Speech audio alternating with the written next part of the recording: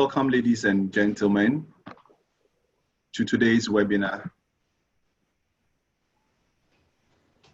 We welcome you. It takes a few seconds for a few more to join, and then we go live. On behalf of the Wacom team and our two distinguished panelists, we welcome you all to today's webinar. We say a very warm welcome, and then we hope you would enjoy the process with us. Today's webinar is entitled Market Access, Efficiently Accessing New Markets. We want to break into new markets. We want to access new markets, get new opportunities, so we will be able to sell our products across various boundaries. So on behalf of the team, we still welcome all of you who are still joining us.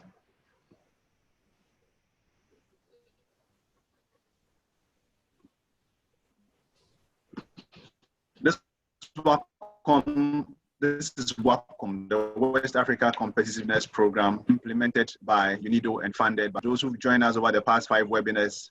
This program seeks to enhance the competitiveness of Ghanaian exporters of commodities through various means as building capacity in quality, in processes, in good manufacturing practices so that our products will meet the international standards for us to export. The reason for organizing this webinar and the others that we've done in the past few weeks is basically due to the COVID pandemic. We are not able to meet our stakeholders and our beneficiaries and partners, private sector partners, and all others face to face. But we still see the need of making sure we contribute to enhance the competitiveness of the Ghanaian sector. So we're using this means to reach as many people as possible. Today's webinar, as I've said already, is Market Access, Efficiently Accessing New Markets. I'm hosting this program with my colleague Ebe, who is not seen, but she'll pop up along the line, who is based in Vienna. And for our two distinguished gentlemen you see on the screen, I would introduce them briefly whilst we kickstart the whole process. So we have Mr. Albert Kasim Diwura. Mr. Diwura is the Deputy CEO of GEPA, overseeing human resource and administration. I would say he's an enthusiast in organizational development strengthening. Mr. Diwura has worked in the field of human resource for more than a decade. In 2018, he was appointed by the President of the Republic of Ghana as a Deputy CEO to GEPA. Prior to joining GEPA, he was the Principal Human Resource for West Gonja Hospital in Damango, in the Northern Region, but now Savannah Region. He's a member of the Northern Regional 10-member committee in charge of Poverty Eradication Program. Mr. Diwura also has political ambitions, and maybe in future we may see him in the Ghana Parliament.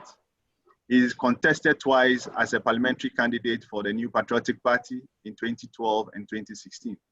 He holds a master's degree in commerce and then in human resource management. Mr. Albert, very much welcome. Thank you very much, Charles. Our second colleague and thank you. Our second resource person is Albert Van Juvalden. Alphonse, sorry, because I just finished Albert, I still said Albert. He's Alphonse. And Alphonse is a managing partner of Globally Cool. Alphonse is a seasoned trainer. In fact, he's trained over 8,000 people. In fact, he sees himself as an inspiring and empowering co-creator. He says he's a genuine out-of-box thinker person. He has done so much in international trade. And today we will say Alphonse has over 25 years hands-on training and coaching experience in more than 30 emerging markets. So you all realize that we have the right man with us to talk to us about how to get into other markets and sell our products. He holds an MBA, International Development Studies and International Trade, and he's worked for United Nations ICT and several other organizations. And you see he's with UNIDO today. So Alphonse will take us through the second part of the presentation. So without taking much time, Albert will start the day with us, the Deputy CEO of GEPA, and he will take us through the first part of the day, which is before you go to trade fair or before you decide to export, what do you do? This is a question we always hear. So Albert, the floor is yours. Please, how can we proceed? If I want to export, what do I need? So his key pointers, he will take us through. After Albert's session, we would have a period for him to answer the questions, and then we'll start the second part with Alphonse. Please use the Q&A button on your screens to send your questions through, and he'll be there to take us when we are done. So Albert, please, the floor is yours. Thank you very much. Thank you, Charles. I'm grateful. Welcome.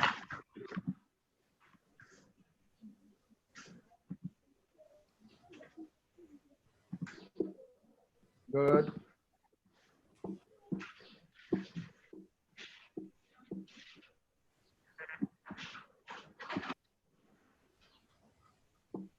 Just like I've been introduced, I bring you greetings from Ghana Export Promotion Authority, especially from our abled CEO, Dr. Efua Asabia Asare, and the management and staff of this authority. For us as Ghana Export Promotion Authority, this is another opportunity for us to bring to bear what we do here by way of our mandate, and for us to state how we expose exporters to the international markets. We are mandated by law to, as it were, develop, promote, and facilitate Ghana's NTEs. And when I say NTEs, I mean non-traditional exports. And this program at the end, we know at the end of this deliberation, will not only bring clarity to certain pertinent issues, but also will give us an opportunity to be open to export business. Our primary objective is to increase supply, identify new and attractive market to provide, so by this doing, we provide market information among others. So like I said, our mandate is to develop, promote, and facilitate non-traditional export. And so if you want to really export, definitely we have our market hub. And so to access the market, you will go to the market hub. Before I get there, it is important I tell you some of the interventions we have provided to our exporters, existing ones, and also the potential exporters. For example, like I said, we develop the product, because if you don't have the product in the first place, you cannot even feed into the export market. And so we have identified the potentials of coconut and its derivatives. And so we are empowering our exporters who are interested, especially in the agri field, to do a lot of coconut, and we are supporting them. We operate around 4 main blocks. We look at the agri sector, we look at the industrial arts and craft, we look at the manufacturing sector, and also the service sector. And so in all these areas, we have a lot of interventions, and for the sake of time, I will just mention the coconut that we have supplied over 160,000 seedlings. In fact, this year alone, in addition to the previous years, what we have done. And by the end of this year, we intend to do at least 500,000. So we are doing a lot in the coconut sector by way of intervention. We have also done a lot in the pineapple sector, the supply-based expansion project. We have supplied so far about 20.1 million sackets of pineapple. We have also constructed and refurbished our beads factory at Abompe. These beads are made out of bauxite. They are very unique, and traditionally the community are known for this. And we have identified their potentials. So we've really gone there to build a factory for them where they will produce these unique, beautiful beads in large volumes for the local and international market. The machines have been supplied already. Currently, we are taking them through training so that they can be able to boost the supply base. We are not only helping our exporters to just carry out their business, we also help them to sustain the business. And so we have partnered with ITC by way of collaboration. We have a project we call Training for Sustainable Development Project. We partner with ITC so that they will undertake certain basic training programs and implement policies that will let them be relevant and stay in business. We are also partnering with UNIDO. Charles is aware, and we intend to strengthen the cassava, fruit, and cosmetic export value chain. And this we are doing with UNIDO for our exporters. For the Trade for Sustainable Development, so far we are dealing with 15 companies, and we intend to expand that base. We all know COVID is here with us, and businesses have slowed down drastically. Some are fear of collapse. And so GEPA, we have identified some needy companies to really support them through MBSSI. We are partnering with them to support the export-oriented medium and small to medium scale enterprises to access government stimulus package. So this, we are collaborating with MBSSI to be able to identify this needy exported to support those export-oriented companies to access this stimulus package. So by way of intervention, these are a few things that we have done.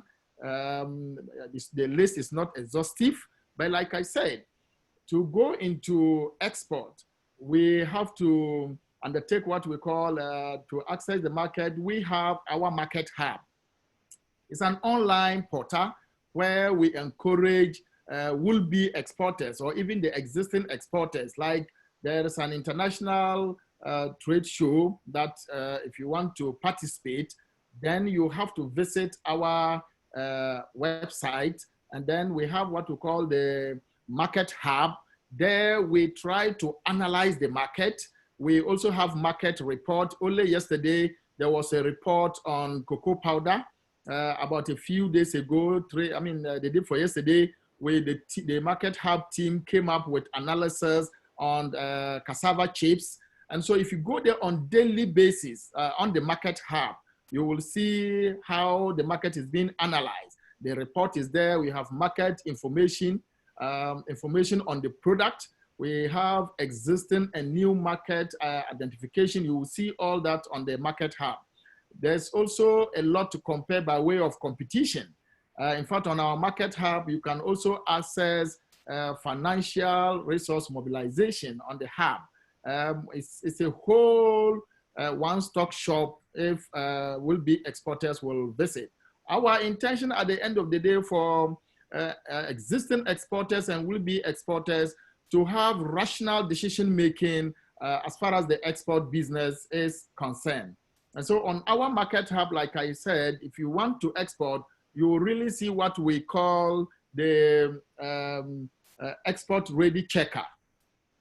This export ready checker is also at the website, and we expect that will be exporters, like I said, will visit the website and try to go through. You just identify the right button, you click, you open it, it will take you through a series, and we will get your feedback, and then you will also get the reply through your email. And so when you finish with the export ready checker, then we will shortlist you, and those who are, okay, so as you can see on your screen, this is the export ready checker, and then you click the button that will take you through the process. It's not tedious, it's not very cumbersome. You have some general information that you will have to provide. The first one is whether you are a current, the current product. You go through the list and just tick for us. at the end, you tell us about your firm. Now, at the end of it, like I said, we will get the feedback. And when we go through everything, you will be shortlisted to be a potential exporter. Now, from the shortlisting, that is not the end of it. You will be invited for us to take you through our capacity building process. And with this capacity building, we will actually take you through some trade protocols. For instance, if you want to access the ECOWAS market, we will take you through the ECOWAS Trade Liberalization Scheme, ETLS. We'll take you through the process, how, and this is specific to the ECOWAS market. If you want to target the EU market, we will take you, which is actually duty-free, quota-free. We will take you through the training for economic partnership agreement, and you will be, we call it the EPA. We'll take you through it, and you will be able to fit perfectly into the European market. For the US market, we have AGWA, which is Africa Growth and Opportunity Act. It's a whole training that our experts here, who are seasoned directors from the market department, from the market hub, they will take you through the necessary capacity building for you to actually prepare for the export market. When you are done, that will not be the end. Once we've selected those we are taking through, we've through the market hub, we've built their capacity. When you are finally selected, we actually secure the space. We actually pay for space for our experts during international exhibitions, the B2B meetings, and a whole lot. So it is our duty to pay for the space. Of course, we will freight their exhibits to the, what is it called, the trade fair grounds, especially in the ECOWAS space. We freight their exhibits to the trade show. And I mean, this is for free. And we will also pay for the space that they are going to occupy over there, and any other space that they will need for their B2B meetings, we will, that will be our cost. And so this is the process that we will take you through, and we ensure that the people that we are taking there will have the needed products, because they would have come with samples of their product for us to go through, select them before we will take any other cost of paying for them, you know, the space and freighting their goods. And so a lot will be called, but like we are all aware, few might be chosen. We encourage new and potential exporters to actually participate, because the existing guys are doing very well, and they may not even apply. And so we are encouraging the will-be exporters to bring their product. That is where we will accept them to meet the standard. We will assist them to get the packaging and everything right about the international market. We are doing this so vigorously and making sure that we get a lot of Ghanaian-based exporters who will actually come into the limelight, because it is clear we have the Africa Continental Free Trade Area. The agenda is clear. And so we would like to build the capacity of a lot of SSMEs so that they will participate you know, in the space, because the competition is going to be great. The continent is that huge. The market is big. And so, unfortunately for us, the headquarters is in Ghana. There's this very building that we, Ghana Export Promotion Authority, you know, works in. And so we would like, by way of conclusion, to encourage a lot of will-be potential exporters to actually come close to Ghana Export Promotion Authority, because we have a huge market out there that would like to build their capacity so that Ghana will be very competitive going forward. It is also an opportunity to also announce to our participants today, and also all those who are listening, that Ghana Export Promotion Authority is also the proud host of the 13th WTPO conference, and we are collaborating with ITC. This conference was originally slated for May this year, but has been postponed to 13th and 14th of October this year due to the COVID pandemic. And so GEPA have come a long way. We are 50 years old. We celebrated our 50th year last year, and we intend to take the Ghanaian exporter to a higher level. Thank you very much, and thanks for having me. Thank you very much, Albert, Deputy CEO of GEPA, for taking us through such a comprehensive presentation. Thank you so much. I think your audience have really enjoyed the presentation. So far, we have only one question. The question is that he's based in the north, and he's exporting baobab oils and then powder, neem powder. He says, what can GEPA do abroad? What can GEPA do for such people? To begin with, you should try and visit us. On our website, we profile companies. And so we will need the company name. We will also need the product. Is it the powder? Is it the oil? All the value chains, we will profile it on the website. If you go to the website, we have the buyer's portal where the product will be displayed. And so they should get to us. If they are not registered with us, they should first of all register with Ghana Export Promotion Authority and then come forward for us to profile their product. Then together, we will link them up to our market hub team. Like I said, there are existing markets.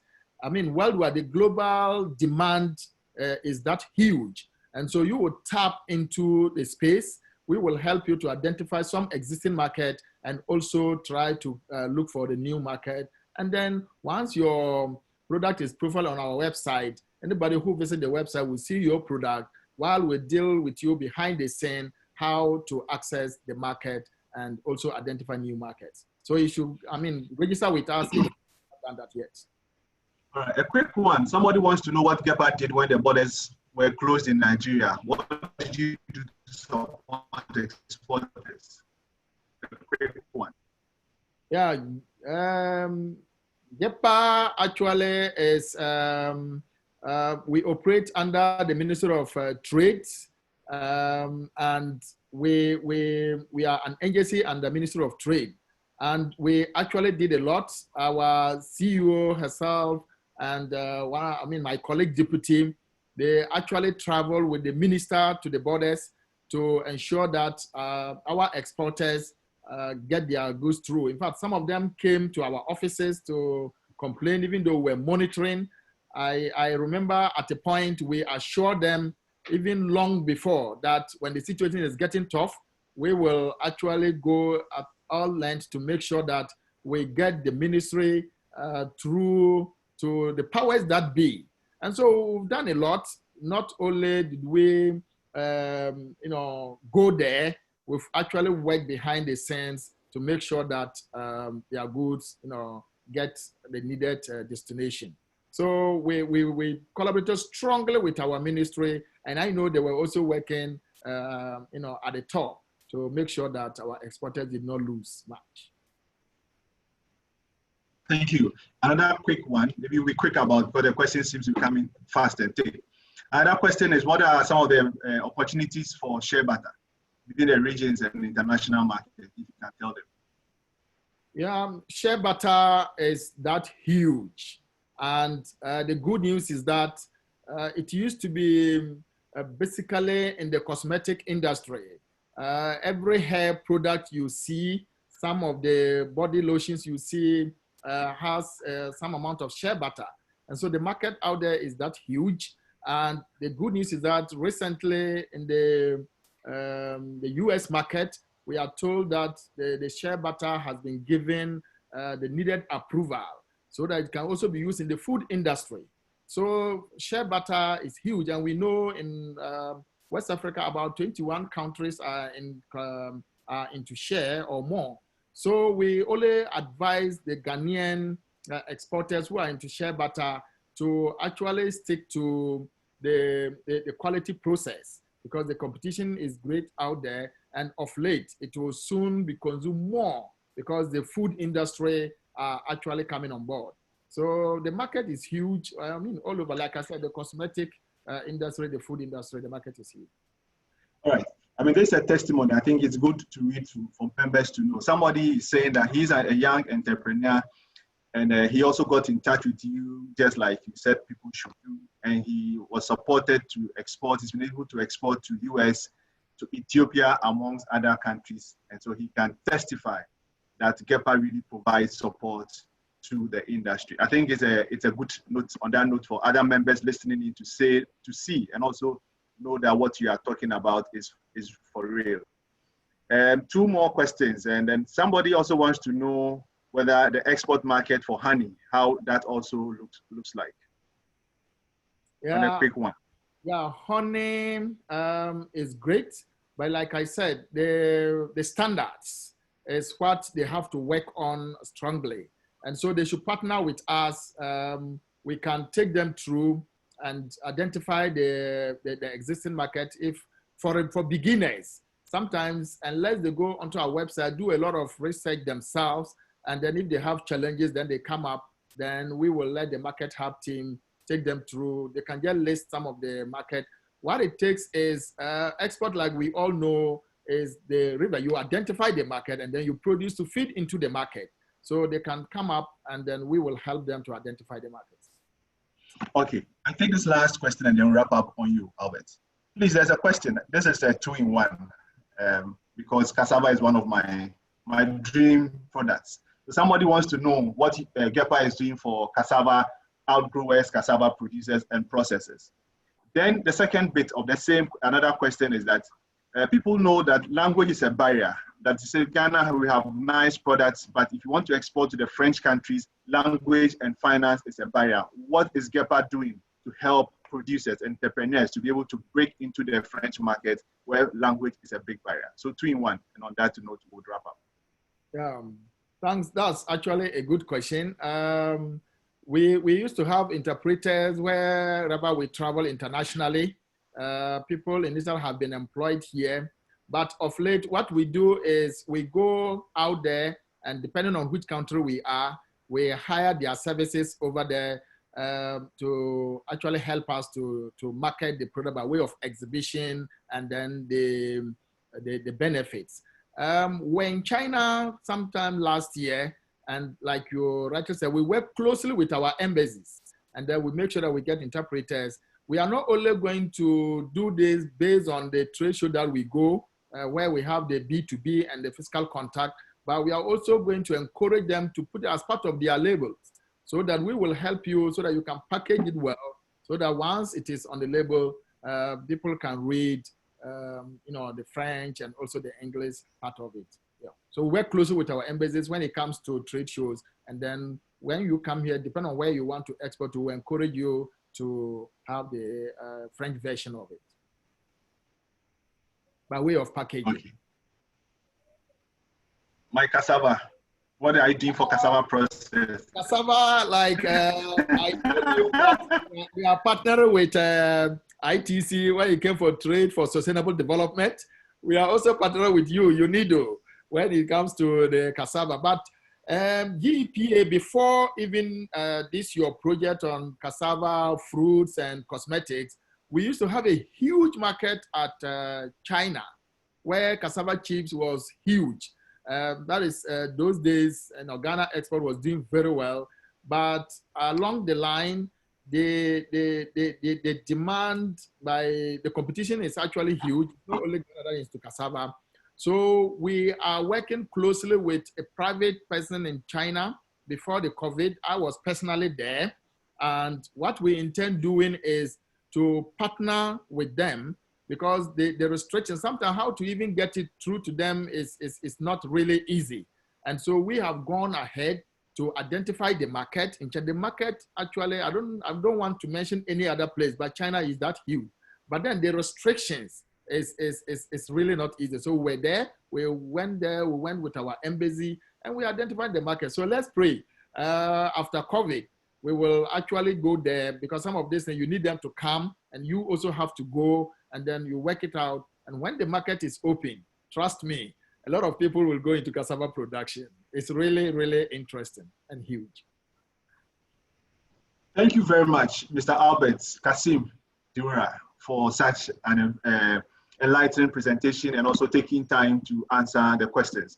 When further questions comes, even afterwards, we'll send them to you to answer, and then it will be uploaded on our website. And there are a few questions that somebody's asking whether the video will be available. Yes, the recordings will be available, will be uploaded on the WAPCOM website. You can always go there and access, listen, playback, and get to know what is happening.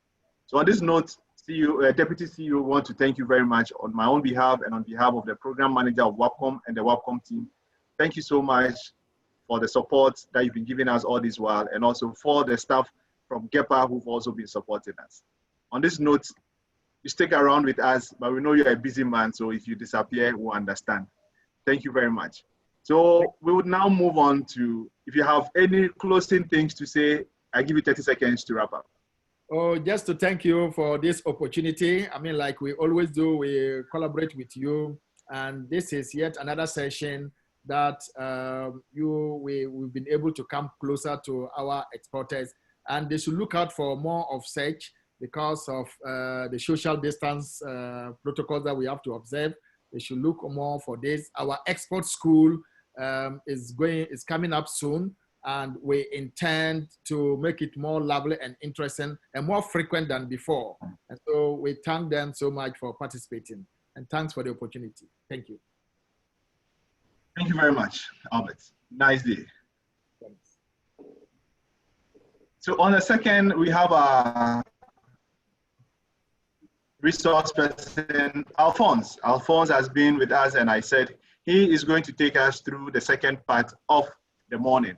Alphonse is going to take us through getting ready for export, going for exhibitions. Like Albert has given us the clue. He said, yes, you would have to go there, you have to talk to people.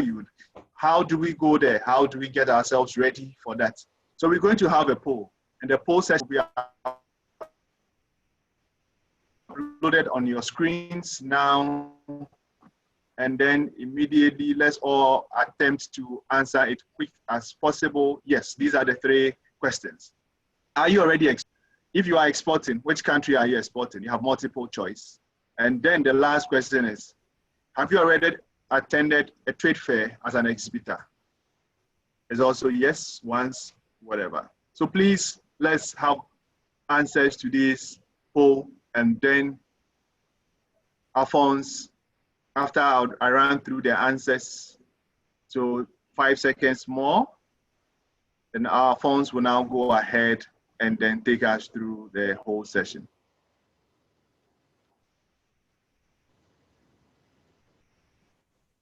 Okay. 5 more seconds, we should be going. We are almost there.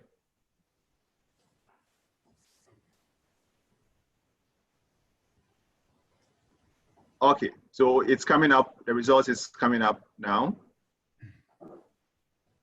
Super. So about a little over half of us here are not exporting. So 47 are exporting, 53 are not exporting. If you are exporting which markets, we see that other countries a lot. EU is 11%, Europe as a whole is 21%, US 37%, other countries 42%. Well, now we come to trade fair exhibition, whether you've attended. So 53% have not attended any fair, 11% say yes once, 32% yes more times, and 5% only as a visitors. So Alphonse, your work is cut out for you. You know the perceptions and the reality from our audience, from our attendees, and what they know. So it's good for us now to get ready for you to take us through this session on participating in trade fairs. So Alphonse, the floor is yours. Thank you very much. Okay, thank you very much, Charles, and good morning, everybody in Ghana. Greetings from the Netherlands. Now I'm invited ladies and gentlemen, to give you some tips on how to optimize your trade show participation. And I will run you through a number of topics that are relevant in this respect, especially when you are considering to go to a trade show, or when you have participated in one or two before, as I heard from the poll, how you can optimize your performance in the near future. Now, as I was introduced by Charles earlier, my name is Alfons van Duivenbode. I'm a managing partner of the consulting company Globally Cool, and we work in the area of international business. We do market identification, we help companies and trade support organizations with identifying and formulating strategies to enter markets. And we also give guidance with online marketing and trade fair participation. And I had the privilege of traveling a lot, including to Ghana, and where I'm currently part of the WACOMP project also. And in the next few months, we will, amongst others, be working on developing sector export marketing strategies. Okay, I'll take you to the agenda. And first of all, I would like to touch on the subject, how to select the right trade show.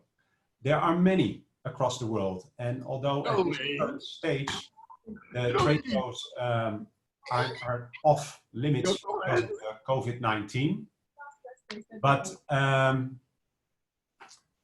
we have in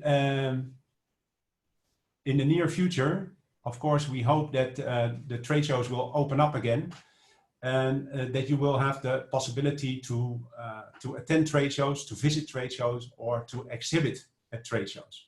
So how to select the right one? Second on the agenda is how can you drive traffic to your stand? And I would like to cover two main elements there. One is to make use of pre-scheduled appointments. And the second is to create stopping power. And then the third subject for today is how to make the connection with visitors to the stand. Now, if we're going to the first subject, select the right trade show. Well, selecting the right trade show, for that matter, first of all, what you have to do is determine the target market. What is the market that you are targeting? Where do you identify best opportunities to sell your products? Once you know the target market, then you can start to identify, okay, which trade shows are catering to the buyers in that target market. And you can do so by asking around, of course, fellow entrepreneurs, colleagues in the business. You can also ask existing buyers that you have, okay, what are to them the most relevant trade shows that they attend. And you can also, of course, ask your business support organization like GEPA to help you to identify what is the best trade show related to the target market that you have. The third step is check the trade fair databases. And I would personally recommend the AUMA database. This is a German database, but it includes trade shows from all over the world for any value chain. And in that database, you can search by country, you can search by sector, by value chain, and you can identify from the list of trade shows that will appear the typical trade show characteristics. What are the products that are being exhibited? What kind of exhibitors participate in the show? Where are they from? What kind of, what is their background in terms of nationalities, the countries represented, and what is their product offer? You can also see visitor data. How many visitors come to the trade show? Where are they from? Nationality. What is their profile? Buyers, researchers, quality managers, who have we? So you can really get a good profile of the trade show. So you can compare which one is most relevant to you. And then lastly, we always recommend, okay, visit the trade show website, where you can see more details from the organizer of the particular website. And once you have made up your mind and identified a good trade show to attend, we always recommend go as a visitor first. because then you get the first-hand impression of how the trade show looks like, what are the best halls, what are the best stand positions, who is the competition, who will be out there. So that will give you a very good intelligence that will help you to prepare your exhibition. Now, I would like to show you a print screen from the AUMA website. And I was searching on trade shows on organic produce. And then Biofach and Vivanes is one very important trade show in Europe regarding organic produce, both for food as well as for cosmetic ingredients. Now, in AUMA, if you visit then the link in the database, you will see the basic data of the trade show. You can see the industry sectors that are covered. You can see the main product groups, the basic details. And if we scroll down, we will see the statistics. So we can get an idea of the relevance of this show. You can see the space, how big is the show. You can see the exhibitors, how many exhibitors domestic, the German exhibitors, how many foreign exhibitors. You can see the number of visitors, domestic and foreign, and you can also see the countries that they are from. So this really gives you an idea of the profile of the trade show. If we scroll further down, we can even go one level deeper, and we can see, for example, the position, the professional position of the visitors at the trade show. So you can see how many are really decision makers, how many are really in the purchasing department. So this information is all available online on the auma.de website. It's free of charge. So you can search for trade shows all over the world and get the ideas and compare. So I really recommend that as a useful tool.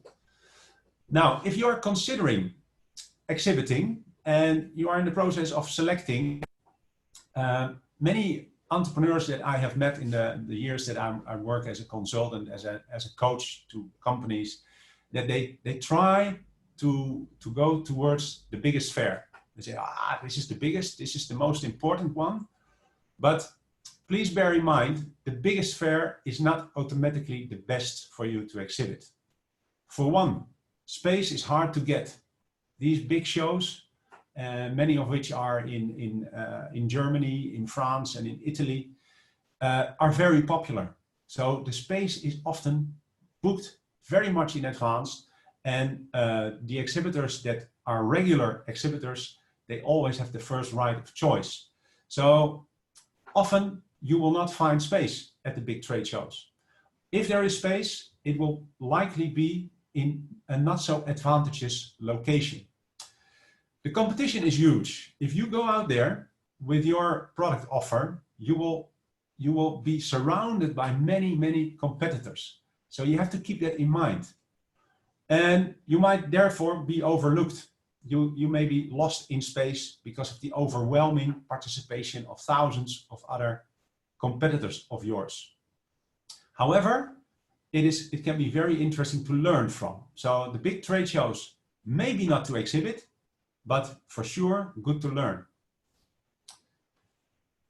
Now, if we go to the second topic, once you go to a trade show and you have your stand there, how can you make sure that you actually get visitors to the stand? So how do you drive traffic? Now, I will give you some tips to drive traffic. First of all, of course, you can do your personal invitations by email, by WhatsApp. Make it known that you go to the trade show and you invite the business partner. Of course, if you want to invite others, let's say, typical prospects, but the ones that you don't have a relationship yet with, this becomes harder because you don't know them, they don't know you. It's hard to send out these mails and get a positive response to your invitation.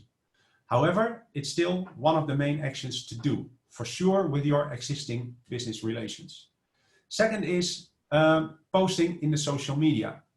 So run a social media campaign with frequent posting about your upcoming exhibition. LinkedIn is the most important one if we talk about business-to-business communication and social media. Search engine advertisement, when you advertise in Google on the keywords that include the name of the trade show, then your advertisement in Google will be listed top of the list.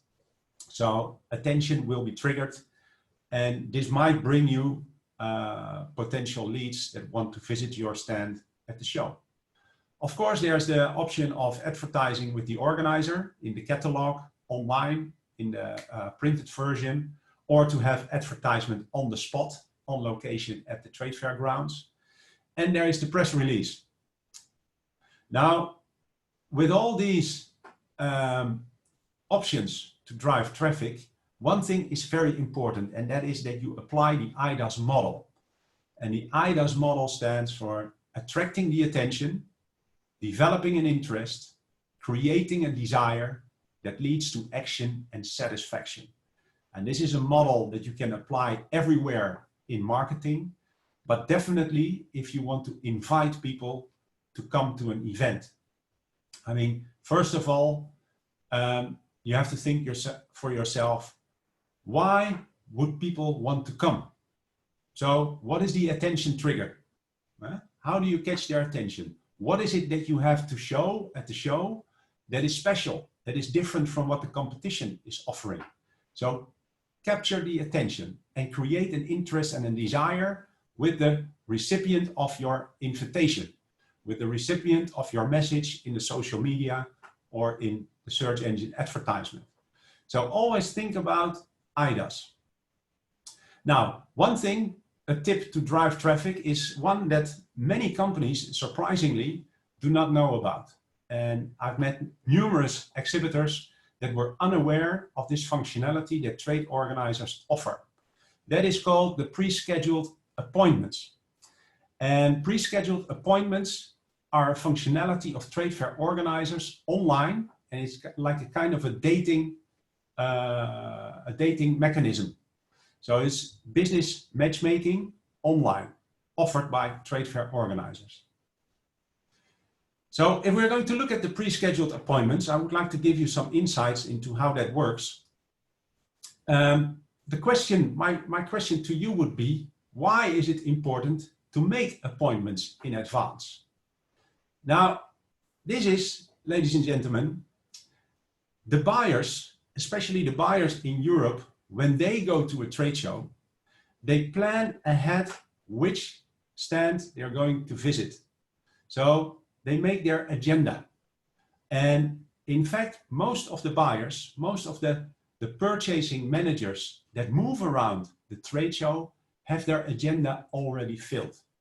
They have made their appointments in advance. So there's very little time for them to move around and to roam around freely and to watch the stands and to consider, well, why not I drop in for a chat?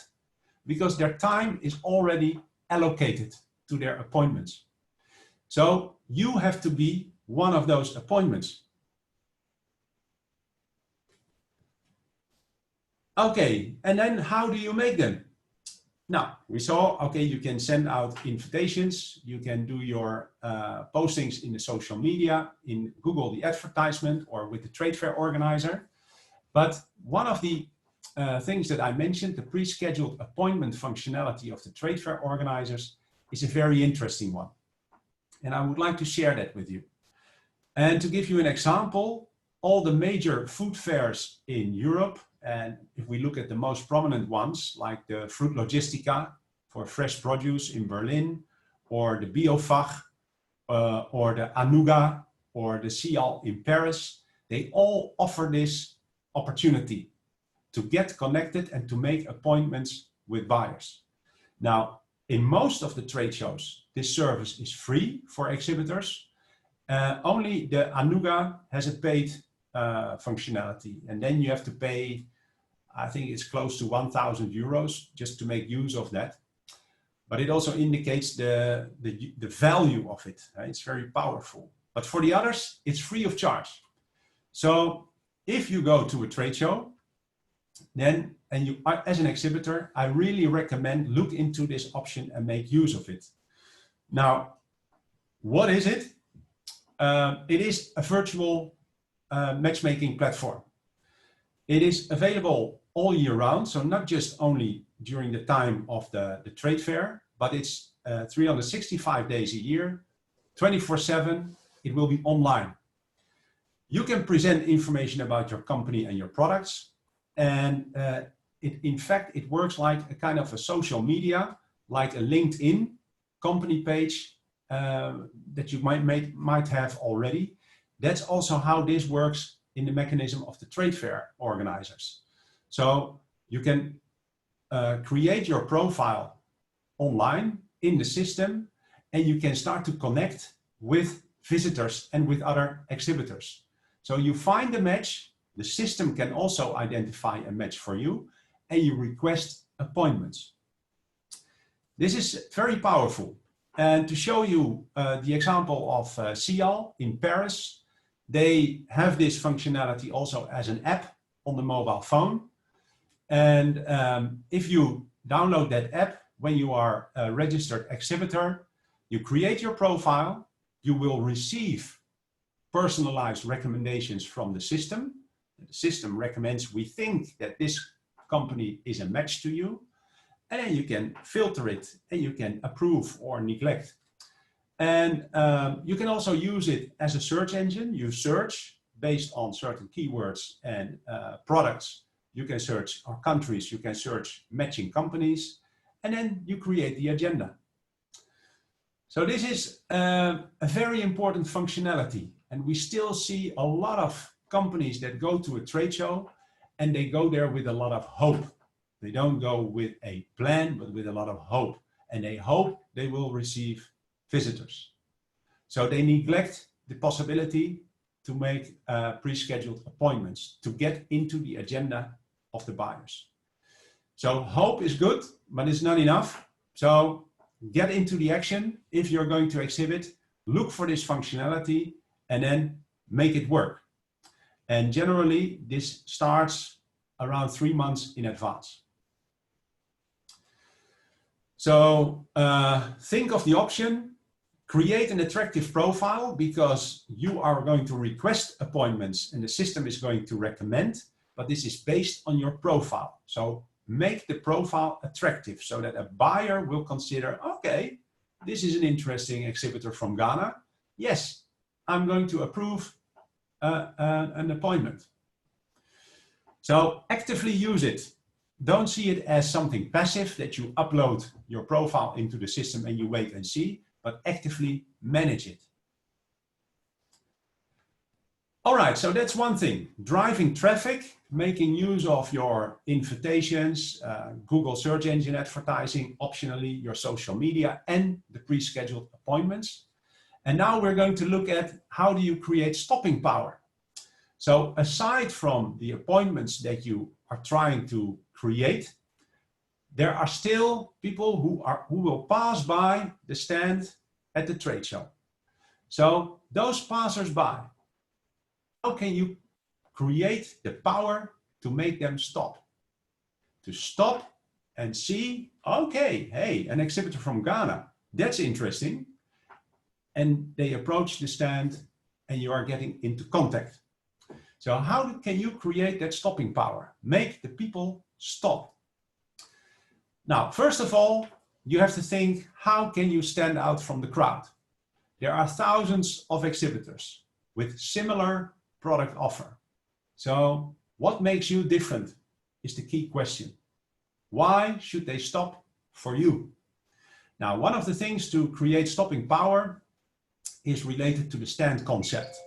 You can create an attractive, a unique, a flashy stand concept whereby the passerby thinks, whoa, okay, let me have a look. This is something special. So stand concept, I'll show you an example later. You can think of a unique element that you put in the stand, something that catches the attention. You can work with eye-catching graphics and we always recommend to use a light box, so a poster in a light box that really comes out, and not to use any video, because a video never captures the attention of visitors in the sense that they are going to stop and watch for 2 or 3 or 5 minutes an entire video. So it's generally, it's a lot of noise, but it doesn't communicate powerful enough. It's all motion, and where is the main message? You never know when people see a particular part of the video and what is the message that they get. So it's better to convey your key message through a powerful picture, a poster in a light box, than spending the money on a video that will not get the attention that you would like it to get.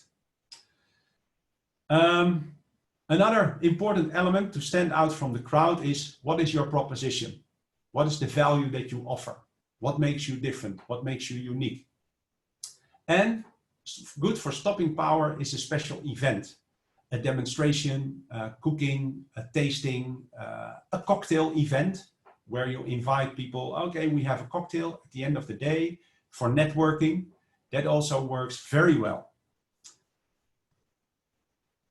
Another element, so standing out from the crowd, the stand essentials.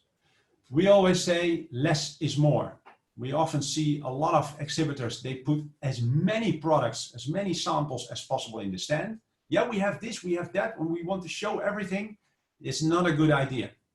It's better to let the visitors focus on 1, 2, or 3 items, keep the stand clean, and attract the attention by a few items only. It's much more powerful. And place the main items where you want the visitor to watch. Place them at eye level. You have to catch the attention at eye level. For the stand, use an open concept. We still see a lot of fortresses at trade shows. That is a stand with a desk that is really the physical barrier. So separating the visitor from the exhibitor is not a good idea. You would like to get in touch with the visitor, so open up. So open the doors and keep the entry to the stand at all times open. Make sure you have good lighting. We see a lot of examples at trade shows where it's dark. So when visitors pass by and they see stands that are well lit, and then all of a sudden a stand that is poorly lit, they skip the poorly lit stand because it doesn't come out. Another essential element in the stand is the salesperson behavior. Now, it might surprise you, but this is one of the most often made mistakes at trade show. That is that the salespeople that are actually there to make the connection with the visitors, they are not attentive. They don't pay attention to the visitors. They are in their own dreams and especially in their own mobile phone. Playing or chatting or Facebooking, whatever they do, but not paying attention to visitors and trying to make a connection, but they are distracted by the mobile phone. So the promo and the sales team has to be activated and engaging up front. That means not in the stand, but in front of the stand. That's where the visitors flow. That's where the visitor flow is. So they are frontliners. Your promo team and your sales team, they are working in the front line. They should be physically in the front line. So I'm going to share some examples with you. Examples that I photographed when I was working at the trade shows and guiding companies there. And I observed and I saw these good practices, but also bad practices. So I'm going to share these with you.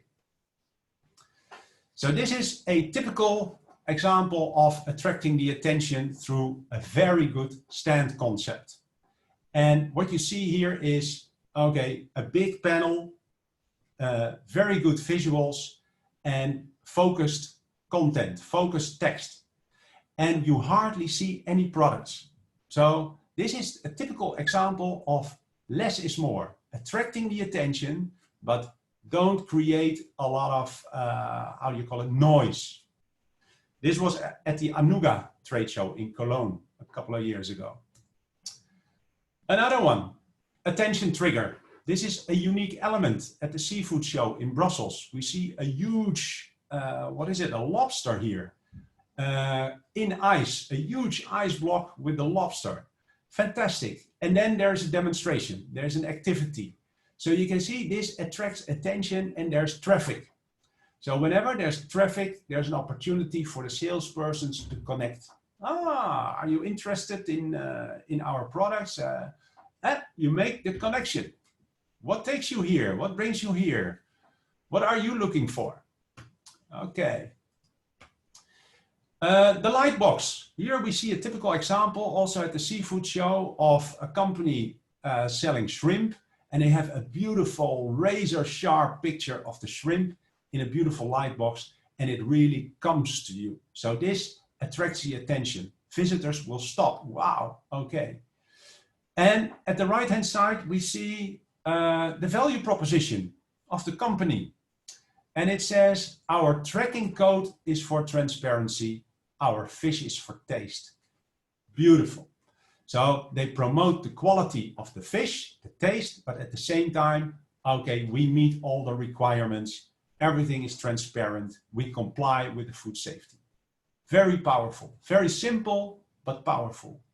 And they have a few items, a few samples in the display, but not too much. Less is more at eye level.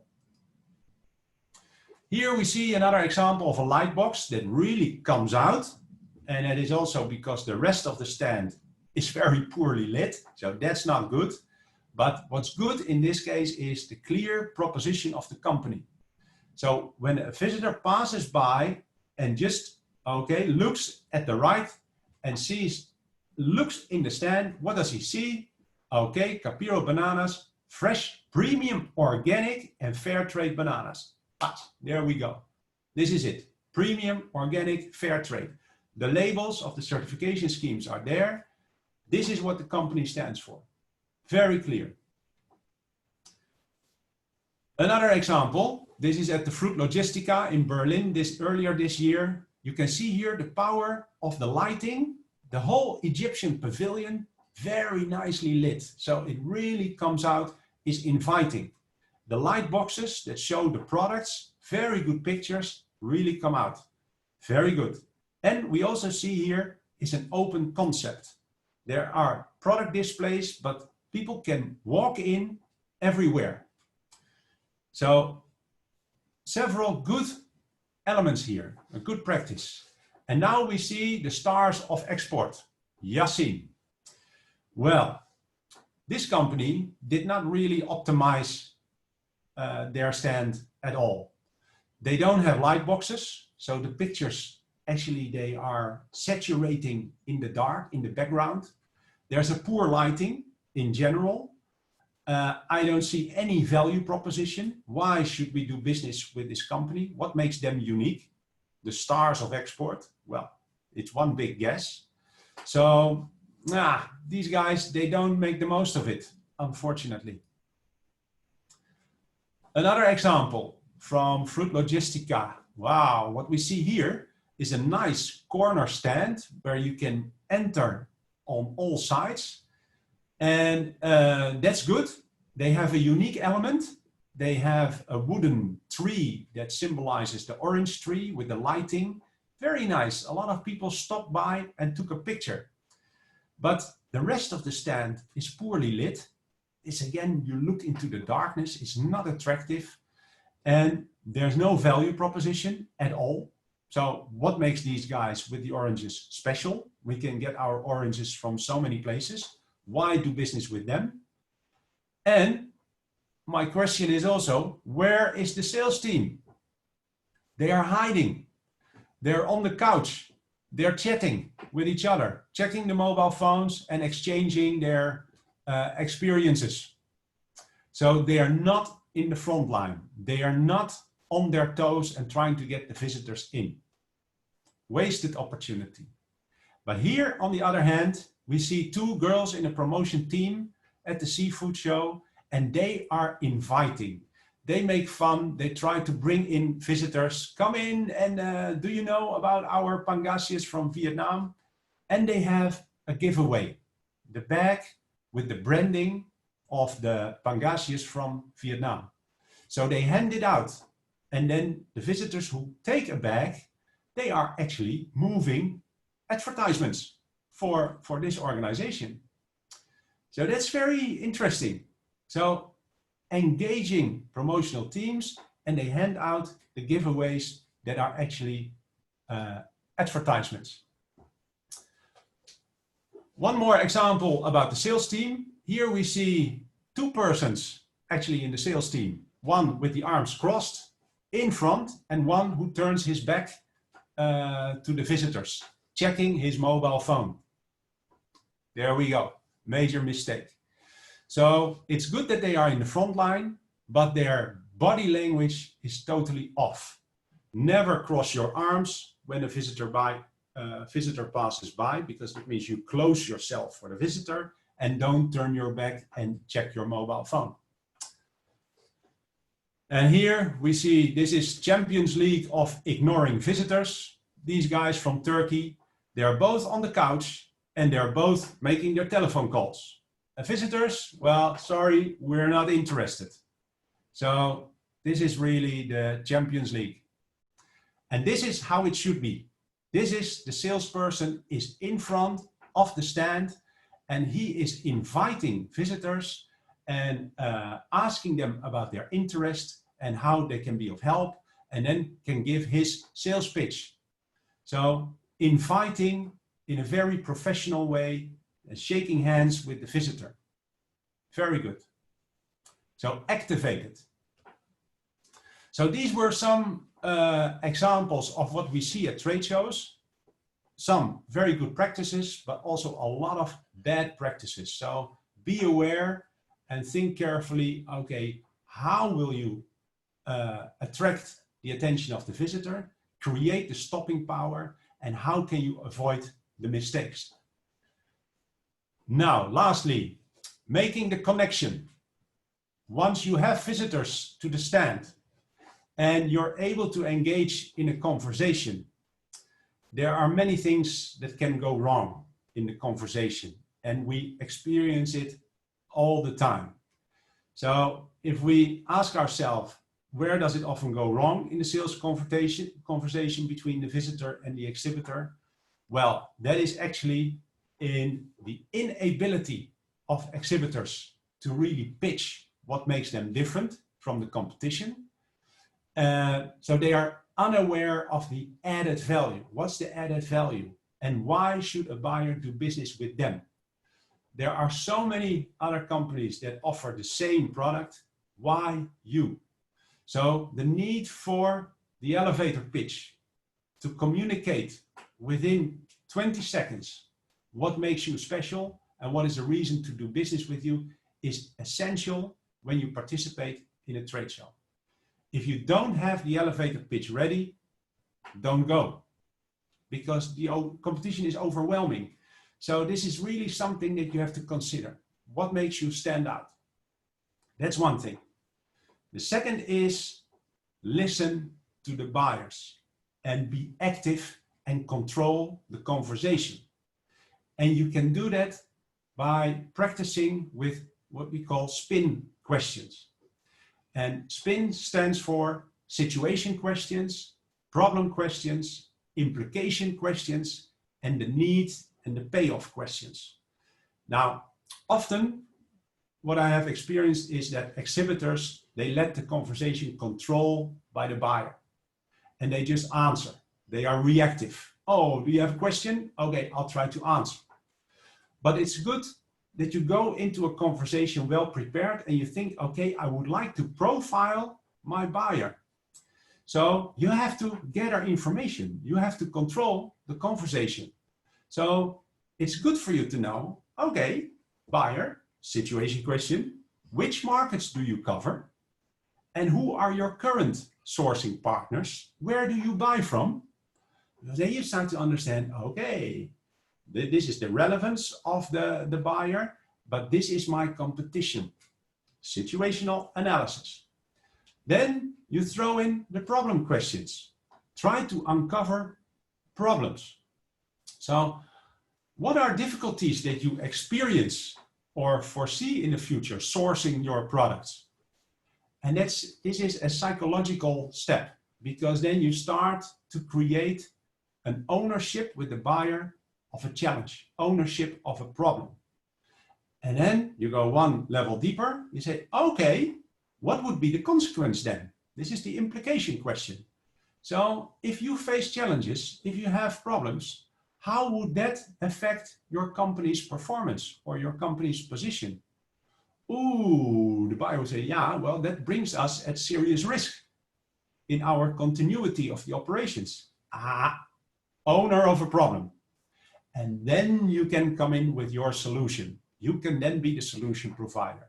So then you throw in the payoff, because then the buyer will himself already have indicated there's a problem, and then you can be the problem solver.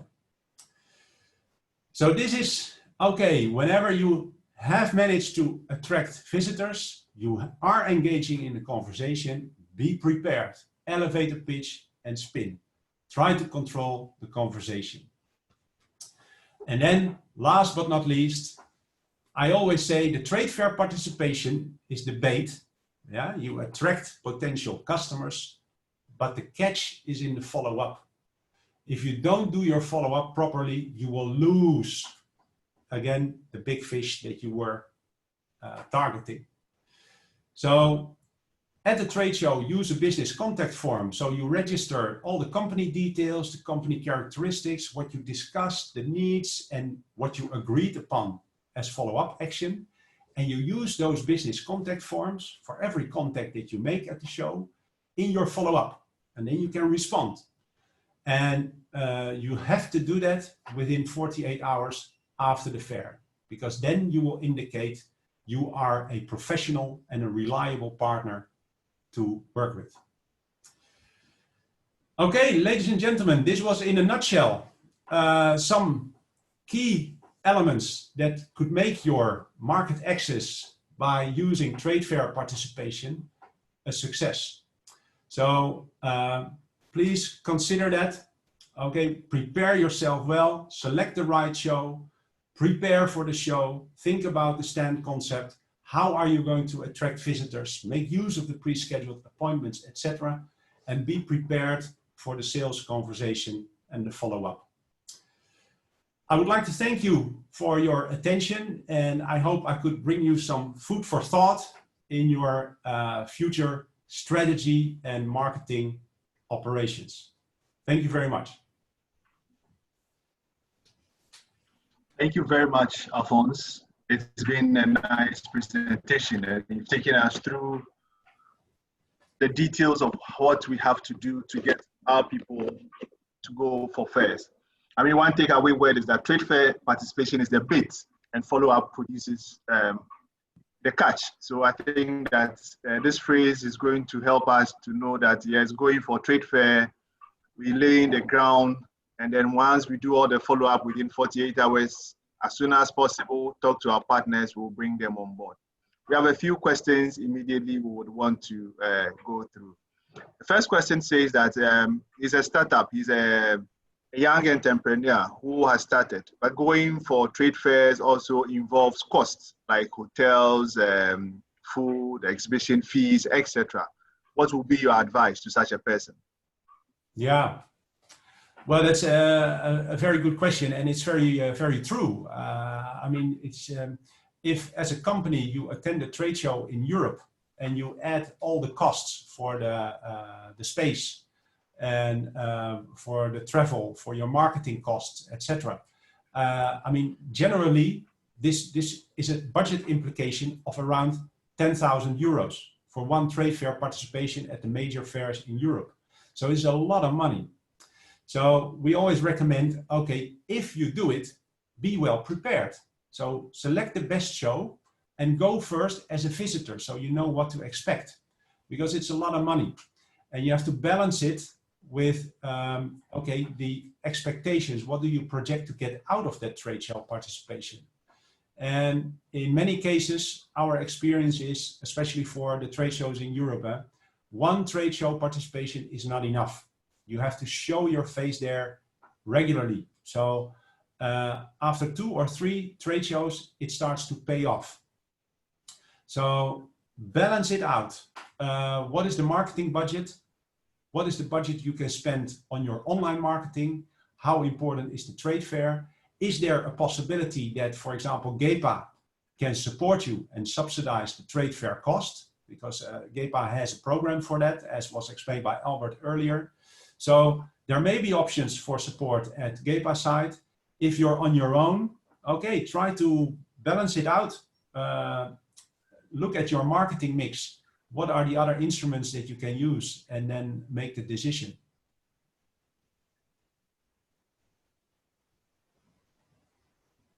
All right. So that is the only question. I think the rest was sufficiently explained for participants to understand. So without any further questions for the morning, we would want to thank you so much, Alphonse, for taking time to explain these processes to us. And I believe that startups and even existing exporters and those who have the desire to go into either the regional market or the European market, as we saw from the poll, would be now know how to proceed. Thank you very much for your advice to this question, that we should also go as visitors. First, go on a lookout, interact with people, get to know. After 3 times, then you would be able to come. We just got a compliment from one of the participants that it was a great presentation. So on behalf of the team, we want to thank you so much for this time. Before you wrap up, I give you a minute or 30 seconds if you have any closing remarks. Alphonse. Okay, well, thank you, Charles, and thank you all the participants for the opportunity. And yeah, once again, just to close off, I think that there are a lot of opportunities for exporters in Ghana and startups. Let me interrupt. Sorry, Charles? One more question. Somebody is asking that if he or she has a lot of products, yeah, in terms of, let's say, cosmetic products in an exhibition, which products would you advise is displayed first? That's a good question. It should be your star product, of course. So that's the product that you expect that will bring you most revenue. That's really the hot thing in the market, something that is new, something that has great benefits. So bring that out in the spotlight. So yeah, try to focus on that one, the product that you really believe in. That may be the big money spinner for your company now and in the future. So that should be there. And especially if you have something that is different, if you have something that's different in the market that you can really make a difference with. I saw one very interesting case in Ghana, the company or the brand called Skin Gourmet. I came across that company earlier, and I think they have a beautiful proposition. I think that's the cosmetics that are edible. You know, so that means the proposition is so good. This is cosmetics that are so pure, are so natural that it's not damaging. You can even eat it. Well, that's something I like it. I love it. It's a good proposition.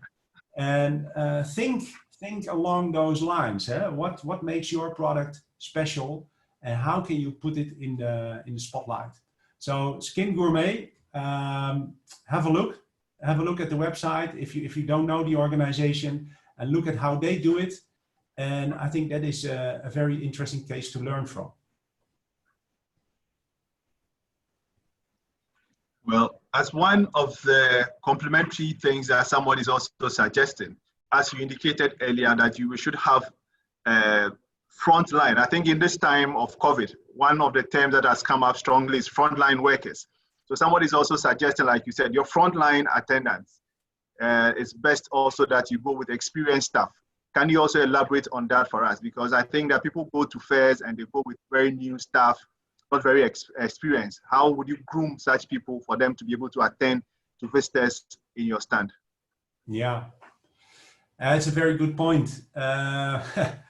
we have many experiences that we have been preparing marketing staff to go to the trade show, but then in the end, the owner of the company decides to go. And the owner of the company, with all due respect, is often, and rightly so, a proud person, and is there to, okay, I'll wait for the visitors to come to me. And the attitude of the sales and the marketing people is generally more outgoing. They are the frontliners. So, but they are often left behind. This is also based on budgetary reasons. So, okay, if the owner has to decide, we go to a trade show, how many staff do I send? Well, I'll just go there by myself, plus one assistant, if at all.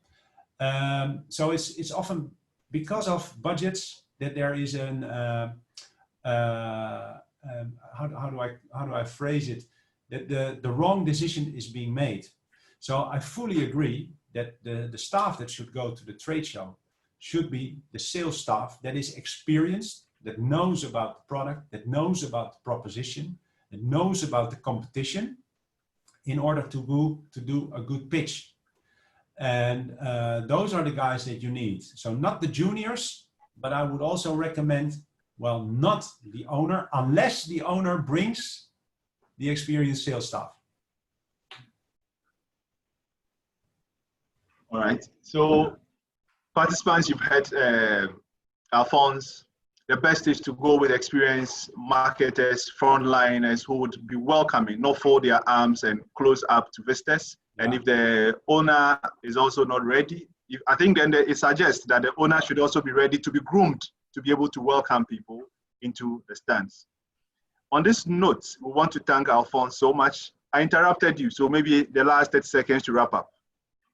No, it's fine, Charles. Thank you. I think it's we covered it. All right. Thank you for the questions. Really good questions, and I was happy to answer.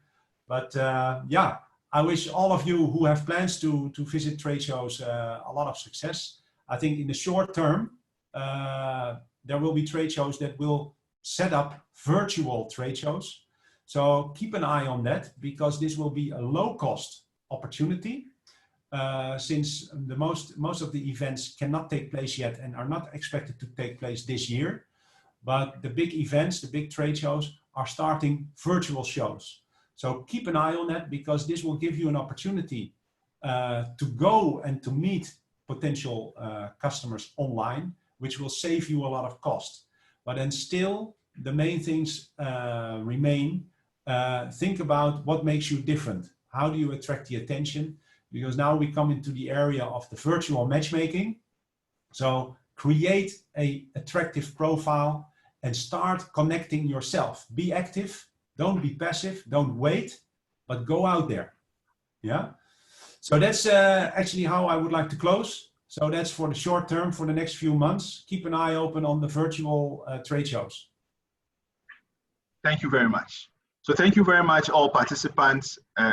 It's been nice coming into your homes. It's a privilege and an honor that you always join WAPCOM, the West Africa Competitiveness Program, the Ghana component, to listen in to our webinars. This is our 6th webinar, and we always get such impressive attendance. We're always proud of you, our private stakeholders, our partners, and our beneficiaries.